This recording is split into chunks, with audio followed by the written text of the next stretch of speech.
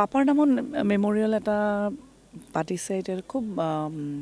সুন্দৰ প্ৰচেষ্টা আৰু আমাৰ কাৰণে খুব স্পেচিয়েল আজিৰ দিনটো আৰু মুকুটক সেইটো কাৰণে মুকুট কলিতা তাক মানে সঁচাকৈ এপ্ৰিচিয়েট কৰিব লগা আৰু মানে সেই যে থটটো যে আহিছে তালে সি যে সেই থটটো আনিছে যে আজি ভেটেৰেন্সখিনিক আনি পেলাই একলগ কৰি পেলাই এটা টুৰ্ণামেণ্ট বা এটা প্লেটফৰ্ম দিওঁ যদি তেওঁলোকে খেলিব পাৰে আৰু পাপাৰ নামত কৰাৰ কাৰণে সেইটো আৰু স্পেচিয়েল হৈ গৈছে আমাৰ ফেমিলিটোৰ কাৰণে আৰু খুবেই ভাল লাগিছে আৰু মই ভাবোঁ যে এইটো আৰু বেলেগ বেলেগ ক্লাবছ বা বেলেগ এছ'চিয়েশ্যনে এই কথাটো ভাবিব আৰু পপুলাৰ এনেকুৱা ধৰণৰ পপুলাৰ কৰে যেন ভেটেৰেন ক্ৰিকেটটো সেইটোৱে আশা কৰিলোঁ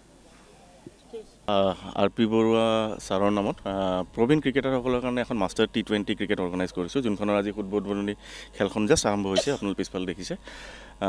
গোটেই প্ৰতিযোগিতাটোত টোটেল অল অভাৰ অসমৰ পৰা মিলি পেলাই 12টা দল আছে 12টা দলে প্ৰথমে লীগ পৰ্যায়ত খেলিব আৰু তাৰে পৰা 4টা টিম ছেমিফাইনেললৈ কোৱালিফাই হ'ব সেই পৰ্যায়তো লীগেই হ'ব লীগ হোৱাৰ পিছত গৈ পেলাই আমি ফাইনেলখন 20 তাৰিখে অনুষ্ঠিত কৰিম মাজত কেইদিনমানৰ ব্যৱধান আছে গেপ আছে কাৰণ ফিল্ডখন বেলেগেও লৈছে তো কিন্তু আজিৰ পৰা আমাৰ খেলখন 20 তাৰিখলৈ চলিব গুৱাহাটীৰ বাৰু আছেই গুৱাহাটীৰ তেনেকুৱা 91 years club 22 years club stallion club legend cricket club railway ভেটাৰেনসকল আছে ঠিক তেনেকৈ বাহিৰৰ ভিতৰত আপোনাৰ গোৱালপাৰা আহিছে নলবাৰীৰ এটা ইউনাইটেড ভেটাৰেন্স বুলি টিম আহিছে আমাৰ শিলচৰৰ ভেটাৰেনসকল আহিছে আৰু গোলাঘাটৰ টিম এটা আহিছে 4টা টিম আহিছে হয়